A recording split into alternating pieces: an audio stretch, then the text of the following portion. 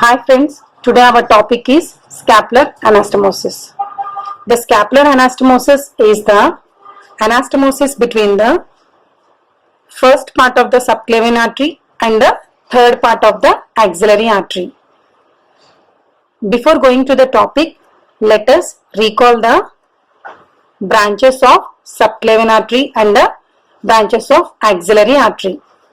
As we all know, the subclavian artery, it is divided into three parts by the presence of muscle called as scalenus anterior. This scalenus anterior will divide this subclavian artery into first part, second part and third part. Okay, so from the first part, these are the branches. The branches are with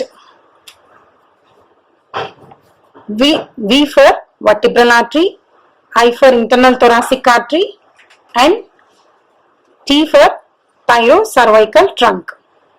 These are the three branches of first part of subclavian artery. One is the vertebral artery, internal thoracic artery, vertebral, internal thoracic artery and the third one is thyrocervical trunk. And from the second part, we will see the branches costocervical trunk. And from the third part, we will see the branch dorsal scapular artery.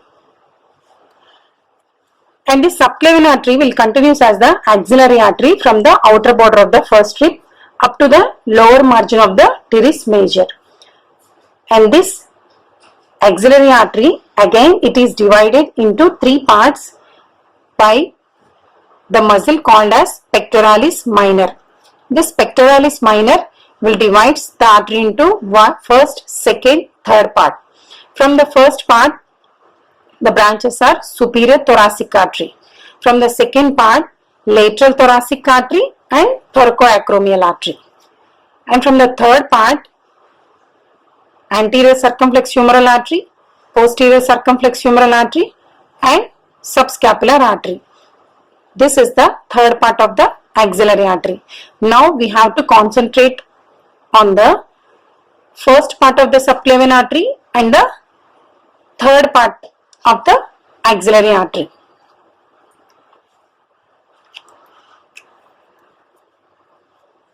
Let's move on to the topic. The scapular anastomosis, mainly it is seen at two sides. One is at the body of the scapula and two, the anastomosis seen at the acromion process of the scapula. In that body, this anastomosis is seen on the ventral surface and on the dorsal surface. This is the dorsal aspect. On the dorsal aspect, this anastomosis is seen at supraspinous fossa and infraspinous fossa. And second site of anastomosis is at acromion process. Okay. Now, we will see the details of the anastomosis. So, as we all know that this is the first part of the subclavian artery. This first part of the subclavian artery, this is the thyrocervical trunk. This is the thyrocervical trunk. This thyrocervical trunk will give the branches known as inferior thyroid artery,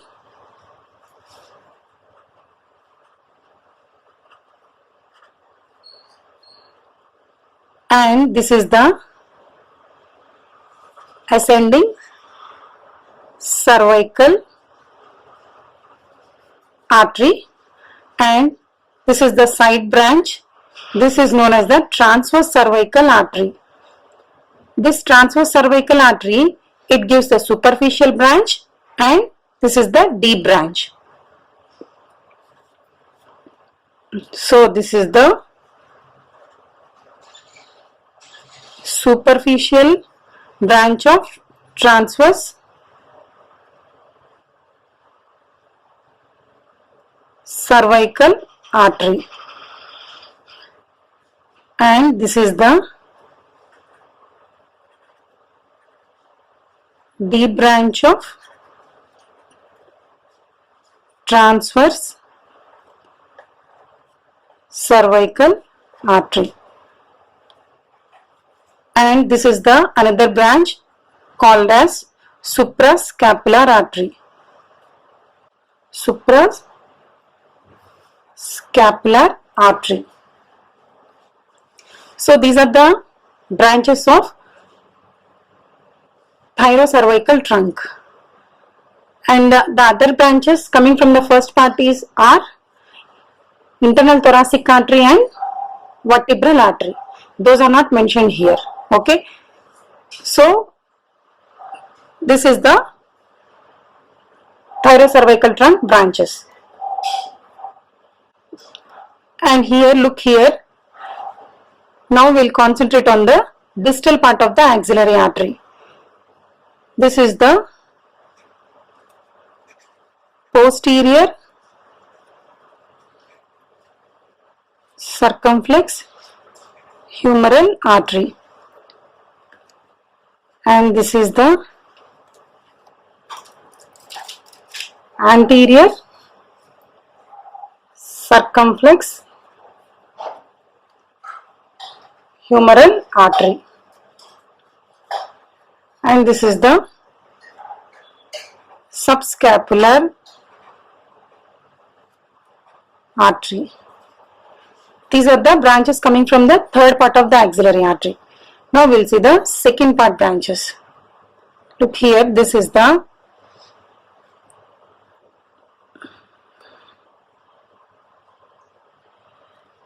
thoracoacromial artery.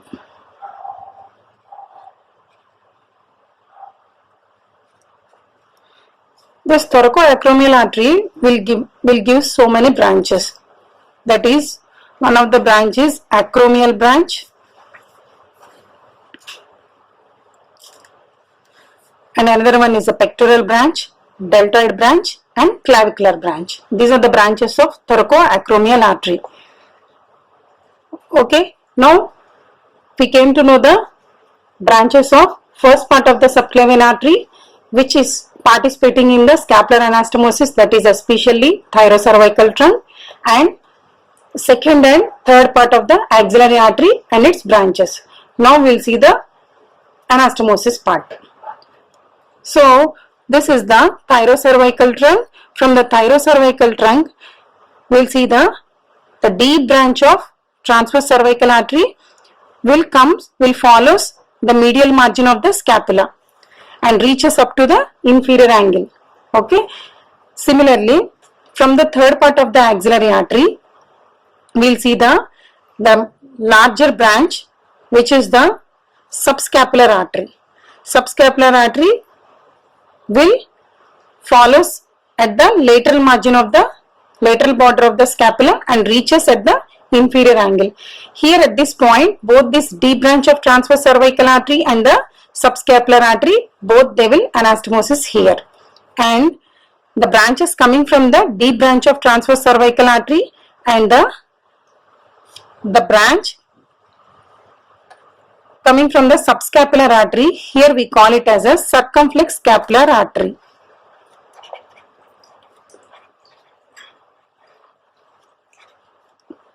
Circumflex scapular artery. And here one of the branch, I told you that this is the suprascapular artery. Suprascapular artery. So at the body, this is the site of anastomosis point. Okay. The branch coming from the branch of suprascapular artery and the deep branch of transverse cervical artery and the circumflex scapular artery, which is the internal branch of subscapular artery. These three together form the anastomosis at the body of scapula. While the suprascapular artery, the suprascapular artery will enter through the suprascapular foramen. Here the foramen is converted by the presence of transverse cervical ligament. Through this foramen, the suprascapular artery and the nerves will enter the supraspinous fossa, and ultimately it reaches the infraspinous fossa and it participates in anastomosis with these two branches, that is the circumflex scapular artery of the subscapular artery and deep branch of transverse cervical artery. Okay, this is the anastomotic site. Next, the another site is the site at acromion process. Now we will see the acromion site. These are the branches which are participating to form the anastomosis at the site of acromion. So first branch is the branch coming from the suprascapular artery. See, this is the suprascapular artery. So the acromial branch coming from the suprascapular artery and the acromial branch coming from the thoracoacromial artery and the acromial branch coming from the subscapular artery and the acromial branch coming from the posterior circumflex humeral artery. These four branches make an anastomosis over the acromion. Okay, again I will repeat. The first branch is the acromial branch coming from the suprascapular artery. The second one is the acromial branch coming from the thoracoacromial artery, which is the second part of the axillary artery. And the third acromial branch is the acromial branch coming from the posterior circumflex humeral artery. This is the anterior circumflex and this is the posterior circumflex. This posterior circumflex humeral artery, along with the axillary nerve, it enters into the quadrangular space and it reaches to the front of the humerus and makes an anastomosis with the anterior circumflex humeral artery. And another acromial branch coming from the subscapular artery. This is one of the branch. So this is the one site.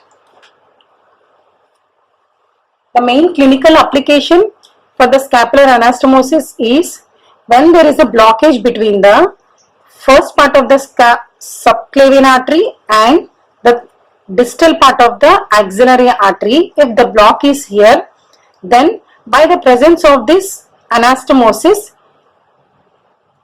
the collateral circulation is attained here. So this is one of the clinical aspect. This completes the scapular anastomosis.